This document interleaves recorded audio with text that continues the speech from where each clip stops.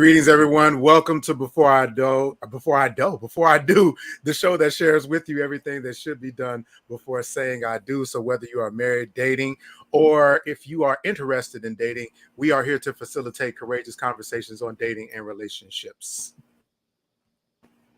Charmaine, are you there? Charmaine, can you hear us? All right. So as you all can see, Charmaine is actually out of the area right now. Seems like she may be having some technical difficulties.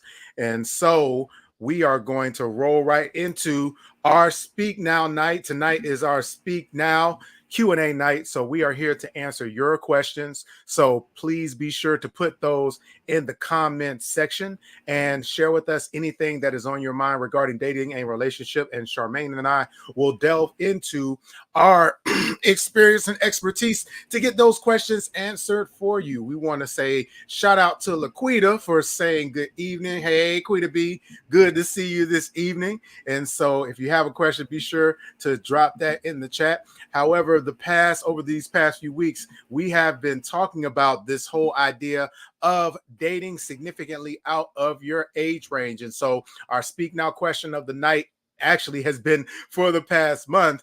Have you dated someone significantly outside of your age range? What was your experience like? And would you do it again? We talked about the pros and cons and really went through this whole idea of what it's like to date outside of your age range. Charmaine, can you hear us yet? I guess not. So Charmaine is still having some technical challenges. And so I want to give a shout out to Oklahoma in the house. Don Juan, thank you so much for chiming in. Angela says good evening. Thank y'all so much for tuning in to Before I Do. And so my counterpart, my partner, my friend, my lover, my wife Charmaine is actually again out of the area. She will probably be jumping back in soon. However, tonight is our Speak Now Q&A night. So if you have a question, be sure to put it in the comment and we will be sure to address that. But again, we have been talking about this whole idea of dating outside of your age range, which we say is 10 years or more. So whether that is 10 years older or 10 years younger, what are the challenges that are associated? What are some of the issues?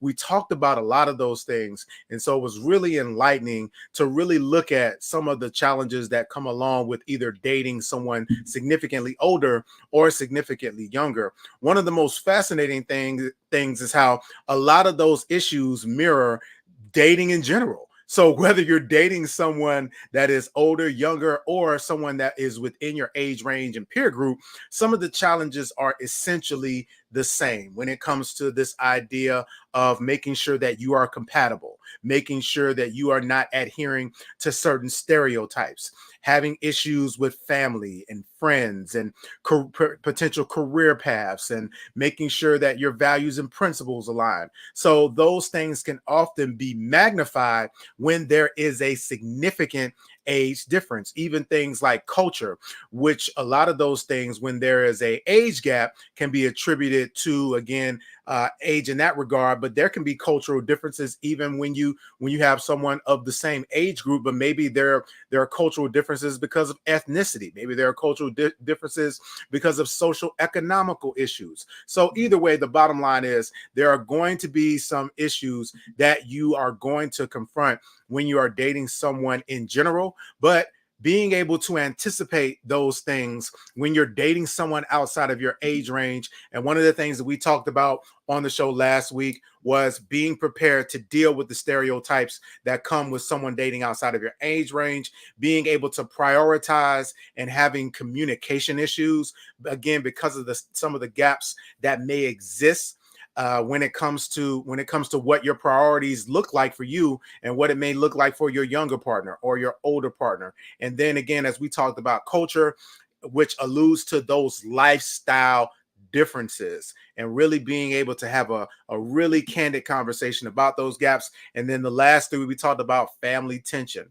For those of you who may have brought home an older partner, or for some of you who are older that may have brought home a younger partner, you can attest to the whole idea of the tension that can exist between your family and your partner. And studies show that the dynamic between a younger spouse, that is a woman, and older daughters for the gentleman, there's definitely some challenges that take place there. When it comes to your circle of friends and your partner's interaction with those individuals, those things are really heightened and magnified when there is an age gap. If you have someone who is 15, 20 years older than you and bringing them around your friends to do some of your activities, is that person going to be able to fit in comfortably and with that, or do you leave them behind? And those are things that you'll want to take into consideration. And speaking of consideration, when we think about aging, when we think about this idea, are you prepared to be a caregiver for your partner? Now, again, this is an issue where even if the person is of the same age, maybe your partner has a traumatic accident. Maybe your partner, again, is someone who falls ill because of health challenges. So this is something that is a lot more prevalent and visible and should be front of mind when there is a significant age gap there. But we know that at any time, anything can happen.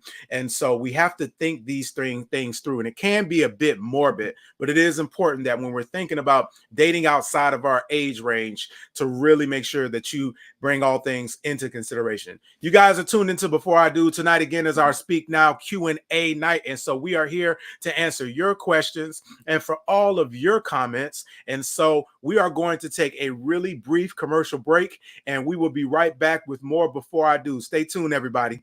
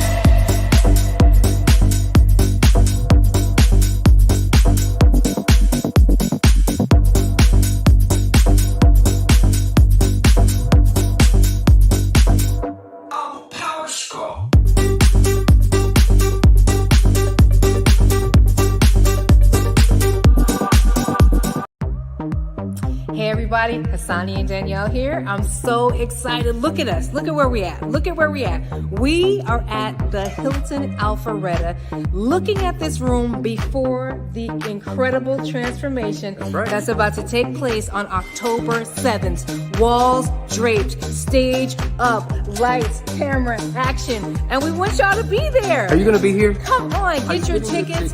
It's October 7th. You don't want to miss this event. It is the Phoenix Awards Gala. It is our first inaugural, and we're just getting started. We starting hot. Oh yeah, we jumping out this gate like never before. We believe either you go hard or you go home. We're not gonna be home. We're gonna go hard or go home. Where you need to be. Come on, so let's get it. We want to see you on October 7th. Go to get your tickets at couplesacademy.com. We'll see you there.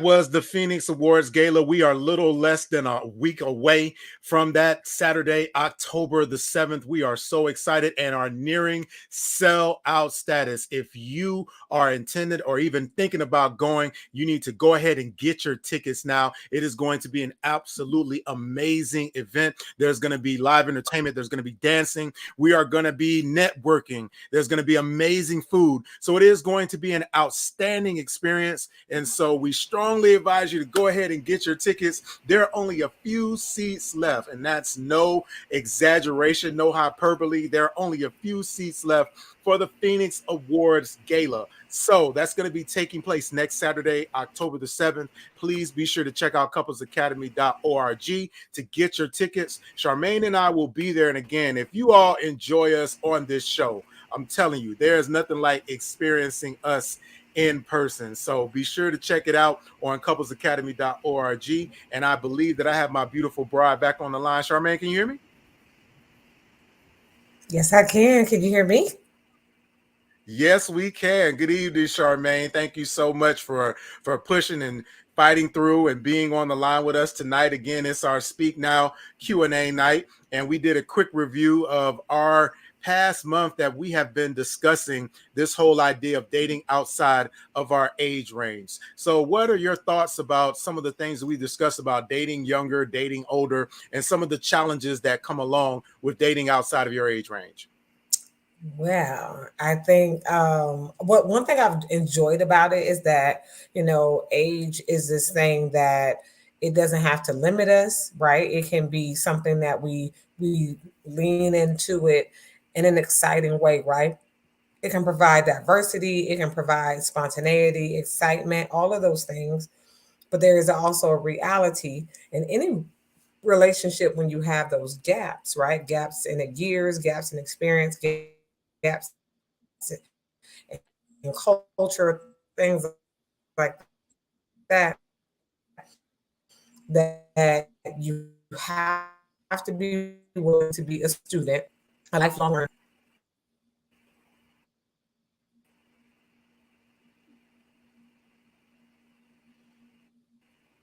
Charmaine, can you hear me? Can you And hear I'm us? unsure if you guys can still hear me, if that's on my end or yours, Walter. We can hear you now. We can hear you now. Yes, go ahead. I can, yes. Go ahead. Did you lose me? No, we can hear you. Go ahead.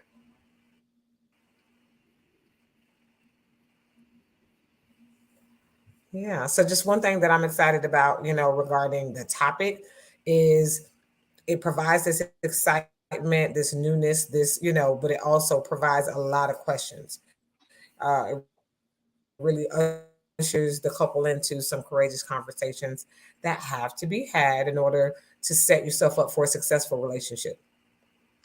Absolutely. And as always, you all, the conversations in this show is designed to just make sure that you have the proper information before making a decision, regardless of what you do. A lot of times we can talk ourselves out of things just because we don't have all of the proper information, or maybe we have been misinformed. So we really want to tackle these topics to ensure that you do your due diligence in really looking into something before you just dive into it or make a decision based off of someone else's experience. So we really want to have these courageous conversations and use it as an opportunity to make sure that we're all educated and informed when it comes to a lot of these topics, and dating outside of your age range is just one of them. All right, now you all have not put any questions or comments in the chat, but that is completely fine because Charmaine is a talker and I have learned to be a talker over the years. And so we are going to tease our topic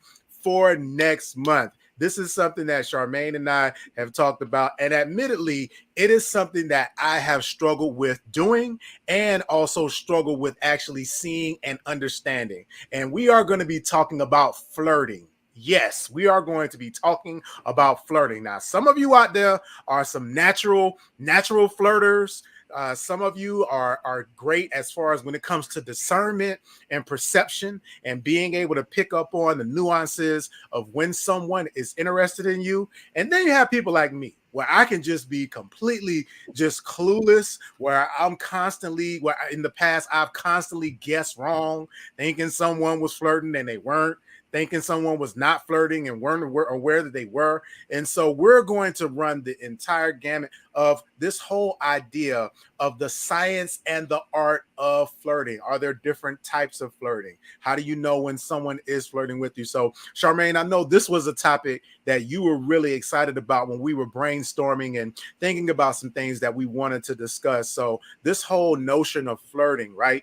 And it's actually evolved, we would say, over the years. The way that people may often flirt now, is it the way that people flirted 10, 15, 20 years ago? So we really are going to kind of cover that. So what are your thoughts as we get ready to go into this particular topic? I definitely think that it's important for everyone to know what their flirt language is. It is a language, right? It's a form of nonverbal communication. So I think it's a very powerful thing. And so, yeah, as we go into it, I'm excited about it. There is a psychology of flirting, and you're going to learn more about how you flirt, maybe what your strategies are. Do you use more verbal flirting, more nonverbal flirting, that kind of thing? And so super excited about that. I will tell you, though, that we have some questions that have come in. Yep. Yes, we do. I do see those. And so, yeah, we're going to roll right into it. Mario asked the question, am I a bad person for cheating on my girlfriend? I feel very bad. And then this is a very important part. He says, I keep making the same mistakes. So what we will preface this in saying is that this is, first of all, predicated on the agreement or arrangement that you have with your mate. We know that there are certain people who they have open relationships. We live in a day and age of people being polyamorous and different things of that nature. So first of all, it is contingent upon the relationship and understanding that you have with your mate. However, based on the verbiage that you are using, the idea, what we're getting is that this is the understanding that you and your partner seem to have agreed upon or are desiring a monogamous relationship, and you are going outside of the boundaries and the confines of that. So this is, first of all, we want to move past this notion of good or bad, because this is about dealing with your behavior, where we want to be careful to make assumptions based on your behavior about your character. And so we're not going to say you are a bad person. What we will say is that, what are your values and the principles? Because it sounds like you are violating those. And if you are violating your personal values and principles and going outside of the agreed upon boundaries of your relationship, then you really want to dig into that. You really need to really get into the question of what it is that is making you stray, that is making you go outside of the confines of your relationship. And truth be told, everyone, a person that cheats isn't necessarily because of their mate. The majority of the time, it is because of something inside of that cheating individual, something inside of the betrayer that is causing them to stray. And it is usually something that is rooted beyond them being in a romantic relationship. Charmaine, what say you? Definitely. Am I a bad person? That goes back to your fingerprint, right? That's your identity. And I am is a very powerful thing to say. So to say, am I a bad person? No, you're not a bad person, but you are making some very challenging, you're making some decisions that's hurting your partner and causing pain. And when you're doing that repeatedly, you haven't gotten to the core issue. There is somewhere your wants, your needs, and your desires are more valuable than the needs of you providing your partner with the monogamy that they're asking for. And so you have to ask yourself, why are my desires stronger than my need to love and be committed to my partner? And so that's the question that needs to be asked. And what are those underlying needs and wants that I have? Because you're picking that over the connection with your partner every time that you choose to go outside of the relationship and outside of those bounds. And so definitely you need to do some one-on-one work, intensive work with you to really ask yourself, or do you want to be in a relationship right now? Because you're sabotaging, right? If you're continuing to go outward, there's something that you are either not being honest about what you need and want with your partner so that they can at least work towards providing it for you. Or, you're either not advocating for what you need or you want, or there's something that your partner can't provide that you really, really want, and you're choosing to advocate for yourself. And so either way, there's some one-on-one work that can be done. And so definitely reach out, get the support that you need. You don't want to continue to hurt someone that you say you care about. Yeah, and the telltale sign that you haven't got to the root of it is by your admission that you keep making the same mistake. Mm-hmm. And what's happening is that you're moving on from that indiscretion, but not learning the lesson as to what caused you to make it. And so until you get to the root of it, it doesn't matter who you're in a relationship with. It doesn't matter how much you may care about them. You're going to continue to persist in that behavior until you get to the root of exactly what is causing you to stray. Michelle, good evening, Michelle. Thank you so much for tuning into Before I Do. Michelle asked, my partner is 8 years younger than me, but I was diagnosed with Parkinson's 15 years ago. It's been a problem all the way through, and I've aged badly, and now I am getting more disabled. My partner is really struggling with this and really wants to leave. What do I do? Which would cause I would lose everything.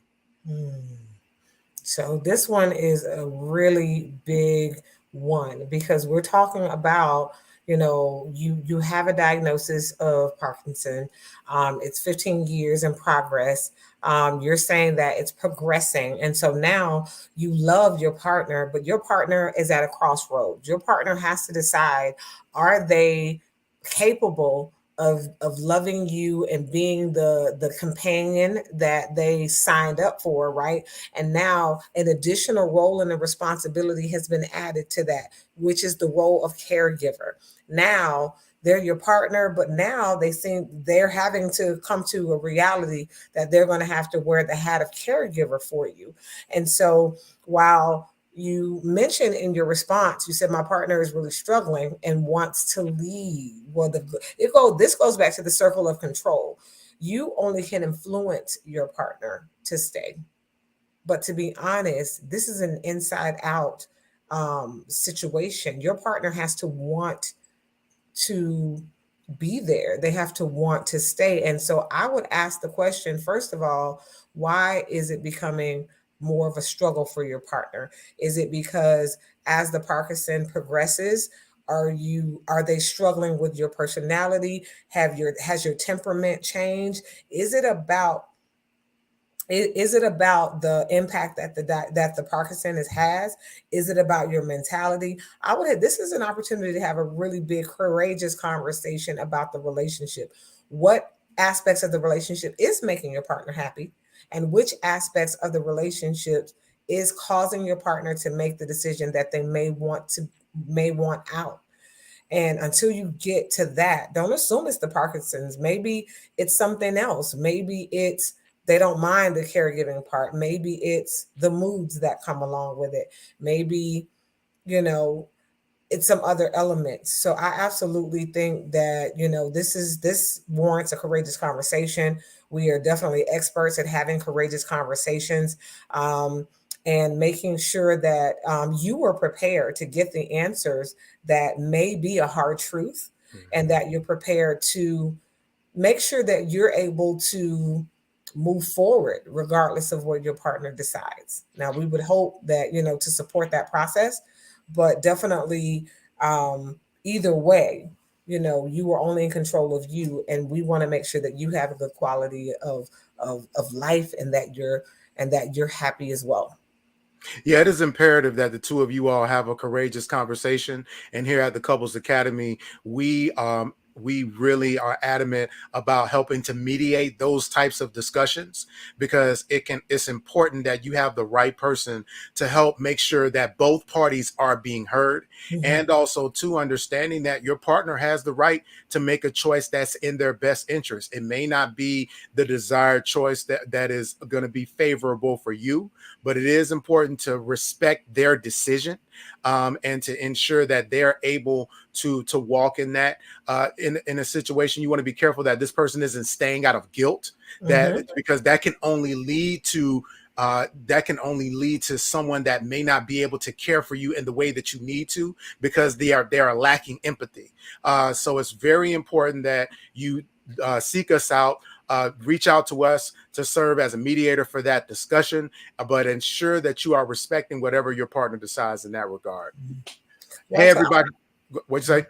I was going to say that I had an epiphany moment about actually the previous question, and about when a person continues to cheat on their partner, and then and they keep making that same mistake, right? So we definitely wanted to provide some get to the core of the issue, right? Get that one-on-one coaching so you can get to the core of the issue so you're not repeating that. But one thing that popped up in my mind just now and thinking about this work that we do is also making sure that if you are the partner, right, and you've gone through this experience with a partner who's cheated and infidelity has been that common practice, my question is, what was the forgiveness process? What was the recovery process? And was there actual repentance, reconciliation, restitution? Like, I mean, all the R's, in the recovery work, that's never, oh, I did this thing, I apologize, I won't do it again. That is not a recovery process, right? Those are just words, right? And so I would absolutely encourage that if you find yourself repeating a behavior, a lot of times, until there is a true consequence, I want you to just audit yourself. Are you the type of person that changes your behavior just on your own? You're just self-motivated to do it. You stick with it. You're committed. You're done, right? But when there is something that really just, man, this is a vulnerability, this is a weakness that you have, it may even be, something that you just, man, it's hard for you to have that willpower to say no. If that's you, ask yourself, what does it take for you to get to a place where you are ready to really change? Unfortunately, for some of us, we have to hit rock bottom. For some of us, your partner has to walk out the door and leave you before you get your act together, before you really believe that your sorries, your mistakes, your repeated behavior is not going to get you a reset. And so we don't want anyone to go through that experience to where you allow yourself to get that bad. So I'm just encouraging you to get the support that you need, get the one-on-one counseling, call us, book us for a session. Everyone at Couples Academy is so wonderful at supporting couples in this work. But I just wanted to say that because, man, you. And there has been times in your life in the past, what did it take? Did you have to hit rock bottom before you were willing to reach out and ask for help? Well, don't hit rock bottom. Don't wait. Pick up the phone, call, book a session, get a one-on-one, and really do some work on you so that you're not continuing to hurt people you love.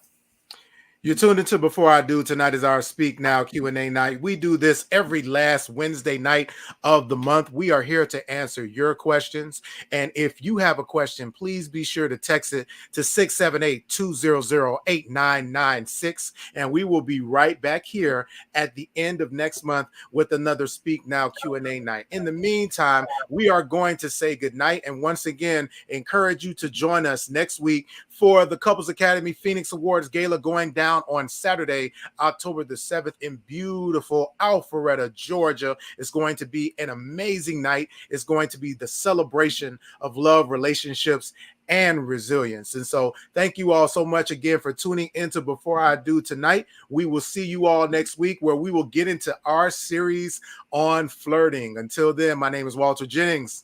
My name is Charmaine Jennings. We want to thank everyone for tuning in tonight. And thank you for your questions, Mark and Michelle. And we definitely will keep you all sending that positive energy your way. All right. Good night, everybody. Good night. Welcome to the Couples Academy app. The Couples Academy app is your go-to hub for how to do marriage right. Get started with our app today by perusing our amazing features that conveniently allow you to connect. This app is packed with powerful content and resources to help you grow and stay connected. With this app, you can watch our messages, find marriage resources, watch, listen, and read the real-life stories of restored couples, sign up for events, read articles and blog posts, stay up to date with push notifications, share your favorite messages via Instagram, Facebook, Twitter, or email, and download messages for offline listening. For more information about the Couples Academy app, go to couplesacademy.org.